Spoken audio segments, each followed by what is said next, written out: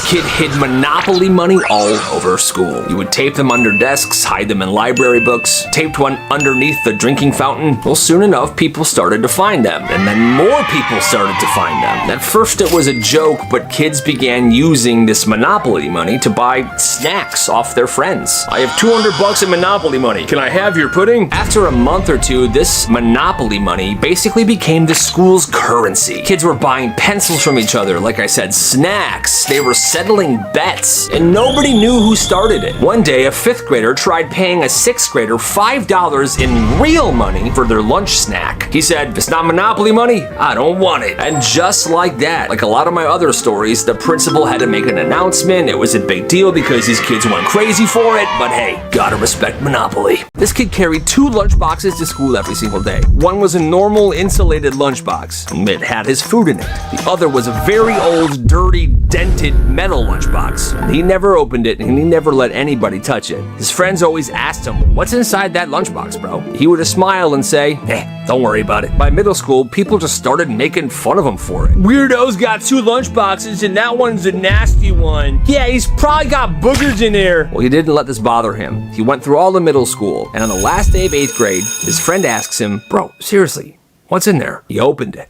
Inside was tons of notes. Hundreds. Every single lunch note his mom had packed for him since he was in kindergarten. "Good luck on your spelling test. Love you, son. Happy birthday. Can't wait to hear about your test." He never threw them away, and that old metal lunchbox was the very first lunchbox his mom ever bought him. When it got too beat up and rusty to carry food, he just bought another one. But he still carried the metal one around with him. He said that those memories, those notes, were way too valuable to throw away or leave behind. And every day he would read them, and it gave him a little bit of a pick-me-up. That, my friends, is beautiful. There was a kid at this school that got famous for designing lockers. Every weekend, he would go to Five Below, Dollar Tree, or Walmart. He would buy tiny mirrors, magnetic shelves, fake plants, LED light strips, mini rugs, wallpaper, anything that would look cool in a locker. Then his classmates would hire him to completely redesign the inside of their locker. Before he touched anything, he had a series of questions. Do you want modern or a vintage look? You like sports? You want it minimalist? You have a favorite comic book character? What's your favorite color? He would then sketch the layout first in a notebook. Then, that night, he would go through all the stuff that he would have from Five Below, Dollar Tree, Walmart, and he would get together what he needed. Now, he only worked on the weekends. You see, his mom worked at the school, and there were events that would happen at the school during the weekends, so he was allowed to go in. And that's when he would design their locker. By Monday, the kids would come in, go to their locker, and it was completely redone. Beautiful. It wasn't free at all. You had to pay him money, 20, sometimes $50, depending on what you wanted. This business was so respected and well known, some parents would even contact him to surprise their kids with a redesigned locker. One year, the school held a best decorated locker contest, and he didn't enter, but out of the top 10 lockers, he designed 8 of them. What a legend! You gotta respect the hustle. At this school, there was a kid called the Mayonnaise Bandit. Every couple of days, somebody would grab a railing on the stairs or their locker, and their hands would be covered in this slimy goo. It was mayonnaise. Mayonnaise! It was believed to be a one-time prank the first time it happened, but then it happened again and again and again. People were just avoiding the railings. The janitors would clean them every afternoon, but the mayo always came back, and they began checking the cameras. The person that did this was wearing all black. They couldn't see his face, and he would do it at the strangest times, usually very early in the morning. They never knew how he even got into school that early. Months later, they finally caught this kid. And it wasn't because of the cameras or any tips that students gave in. It was because a teacher noticed one of her students unzip his backpack to grab his notebook, and inside they saw a giant jar of mayonnaise. He was caught mayonnaise-handed, and he was suspended. Gotta respect the bandit. This teacher blamed the same kid for talking all the time, and it didn't matter who it actually was. If she heard a whisper or a mumble, she would immediately look at him and call him out. Well, finally, that kid was tired of it. I'm freaking tired of it! So he made himself a promise for an entire week. He wasn't gonna say a single word in that class. He even carried around a notebook so he could write to his classmates instead of talk to them. He didn't want to risk it. Well, on the second day, 2 kids in the back of the class started talking. Teacher turned around and yelled,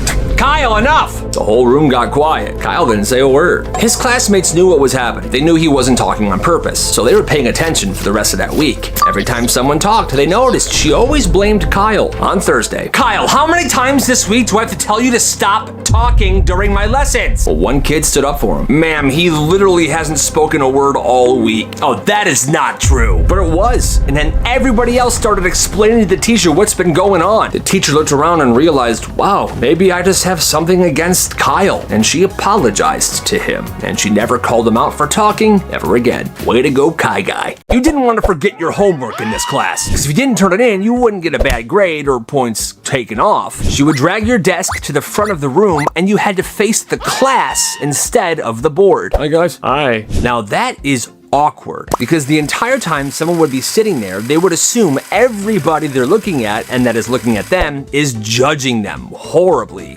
even if it's not the case. Awkward eye contact. Kids just pointing and laughing, whispering. Are they talking about me? I don't know what's going on. Well, the students hated this. If they forgot to do their homework, they would frantically try to fill it in before class started because they didn't want to be in the hot seat. But it worked. That class had the highest homework completion rate in the entire school. So, you tell me, that teacher is a genius, right? This kid knew his little brother was going to take the exact same class he was in the next year, and that teacher had a reputation of reusing the same assignments year after year. Well, the older brother kept every single graded worksheet he ever got back, and on the last day of school, he put it all in a manila folder and hid it behind this very old bookcase in the room. Before summer break ended, he told his little brother, hey, on the first day, don't tell anybody, but look behind the bookcase in Mrs. Johnson's class. His little bro was like, okay, what? But after class that one day, he reached behind the bookcase and found it. What? For Billy.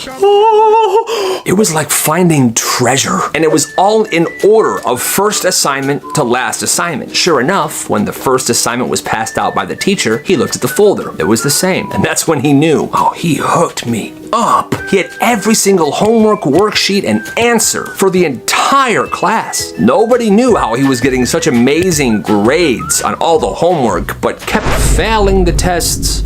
Well, doesn't matter because he still passed, and he was forever grateful for his brother. This kid carried a tiny stapler everywhere he went at school, and it wasn't for stapling paper. It was for stapling bags of chips. At lunch, he would notice people putting half-filled bags of Doritos or Cheetos back into their lunchbox or backpack. That's gonna be a mess. He'd walk over there. You saving those for later? Before they could answer, he would say, let me see them. He'd take the bag, fold the top, and staple it shut. There you go. Now they're not gonna spill in your bag. He said it kept the chips fresh for longer. And well, he's right. Pretty soon, everybody knew him as the stapler kid. If someone had to seal anything, goldfish, pretzels, kids would literally just yell in the cafeteria, yo, stapler guy! And he would show up. He never charged anybody anything. He said he just genuinely hated seeing perfectly good chips go stale or cause a mess in somebody's backpack. He did this out of the kindness of his own heart, and you gotta respect it. This elementary kid came to school one day with the loosest front teeth.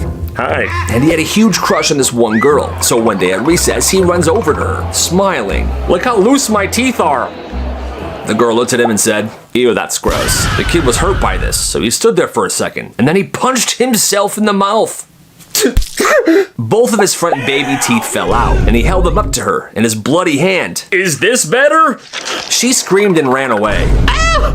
The recess monitor sent him to the nurse immediately because they had no idea what had happened. The next day, that kid came back to school carrying these two tiny teeth in a bag. Two tiny teeth in a bag? He realized these teeth fit perfectly into a drinking straw. So in the first class of the day, whenever the teacher turned around, he would take these teeth and shoot them at his classmates through a straw, like they were spitballs.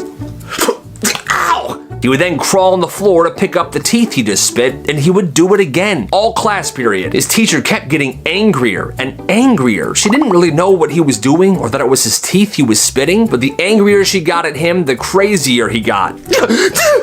And he had to be sent home from school that day, and he was suspended. Talk about another weird kid.